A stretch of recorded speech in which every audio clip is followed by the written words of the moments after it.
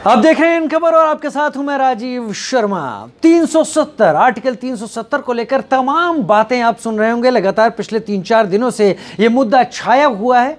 370 अब एक इतिहास बन चुका है। जम्मू कश्मीर पुनर्गठन बिल लोकसभा से भी पास हो चुका है, राज्यसभा पहले ही पास कर चुकी थी। लेकिन यहां पर हम आपके सामने ये तमाम फैक्ट नहीं रखने वाले, क्योंकि इसके बारे में आप तमाम चीजें पढ़ रहे होंगे, तमाम चीजें जान रहे होंगे। लेकिन हम यहां पर एक बात जरूर रखना चाहेंगे। ऐसी कई बातें लगातार चल रही थी और लोग इस बारे में बात भी कर रहे थे कि भारत सरकार धारा 370 और इसके कुप्रभावों से बचने के लिए जम्मू कश्मीर जो राज्य है उसके 3 हिस्से कर सकती है। देखिए, 3 हिस्से करने की बात यहां पर लोग कर रहे थे और लोगों का ऐसे दिमाग में लोगों की कई बातें चल रही थी कि शायद जम्मू को एक राज्य बना दिया जाएगा, कश्मीर को एक यूनियन टेरिटरी बना दिया जाएगा और लद्दाख को एक यूनियन टेरिटरी बना दिया जाएगा। हालांकि हम लोग इस वक्त जानते हैं कि जम्मू और कश्मीर को एक यूनियन टेरिटरी बनाया गया है, लद्दाख को दूसरा यूनियन टेरिटरी बनाया गया है। जम्मू कश्मीर में विधानसभा होगी, लद्दाख में विधानसभा नहीं होगी और इसके चलते 370 को खत्म किया गया है। अब ये स्थिति, ये मैप हमारे सामने है। लेकिन कई लोगों के दिमाग में सवाल लगातार अब भी है कि 3 हिस्से किए जा सकते थे। असल जो समस्या थी वो कश्मीर की तरफ थी, घाटी की तरफ थी, लिहाजा उसको यूनियन टेरिटरी बनाकर अलग कंट्रोल किया जाता, जम्मू को अलग रखा जाता जहां पर ऐसे हालात नहीं है, उसका विकास राज्य के तौर पर किया जा सकता था। और लद्दाख क्योंकि एक अलग पहचान रखता है, उसका विकास भी यूनियन टेरिटरी की तरह किया जा सकता था।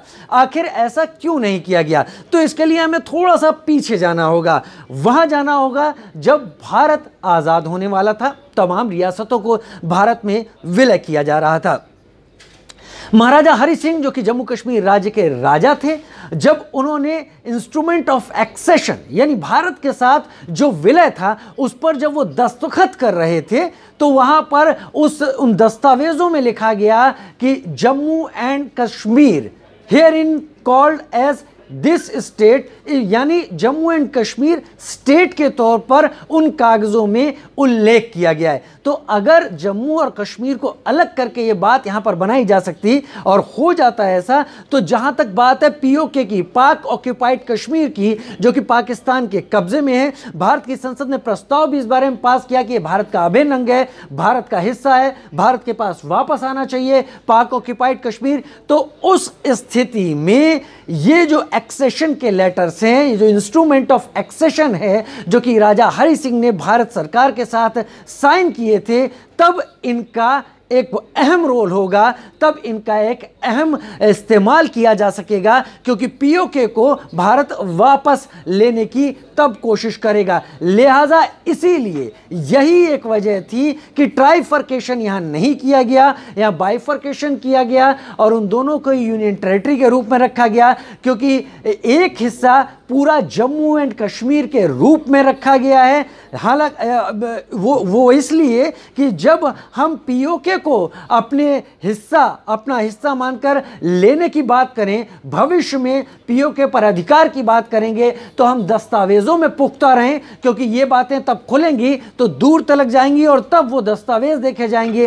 कहीं जम्मू और कश्मीर को अलग कर दिया जाता तो वो एक इंस्ट्रूमेंट ऑफ एक्सेशन, उसका उस बेहतरी, उस ताकत के साथ इस्तेमाल भविष्य में नहीं हो सकता था। तो यहां पर एक भविष्य की सोच भी रखी गई कि जम्मू एंड कश्मीर को अलग नहीं किया गया, क्योंकि राजा हरि सिंह ने इसी रूप में भारत के साथ विलय स्वीकार किया था और जो तमाम दस्तावेज तैयार हुए थे वो जम्मू एंड कश्मीर स्टेट के नाम से तैयार हुए थे। लिहाजा पीओके और अक्साई चिन्ह, इन दोनों की जब बात आएगी, क्योंकि संसद में गृह मंत्री अमित शाह ने भी इस बात को जोर देकर कहा कि 87 सीटें जम्मू और कश्मीर राज्य में आती हैं, 24 आती हैं पीओके में, करीब 111 की विधानसभा वहां पर बनती है और ये पूरी 111 की जो विधानसभा है ये जम्मू कश्मीर राज्य को परिभाषित करती है। लिहाजा जब जम्मू कश्मीर पीओके को अपने में मिलाए, भविष्य में ऐसे सूरत हाल पैदा हो, तब ये जो इंस्ट्रूमेंट ऑफ एक्सेशन है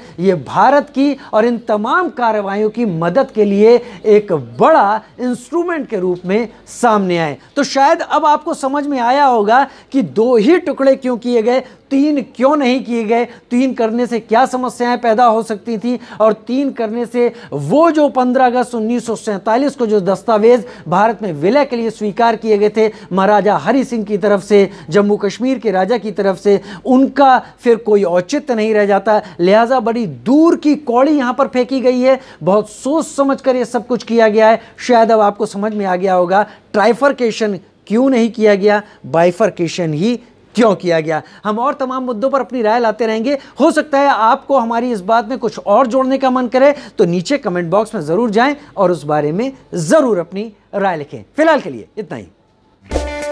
इन खबर चैनल को सब्सक्राइब करें और बेल आइकन दबाना ना भूलें।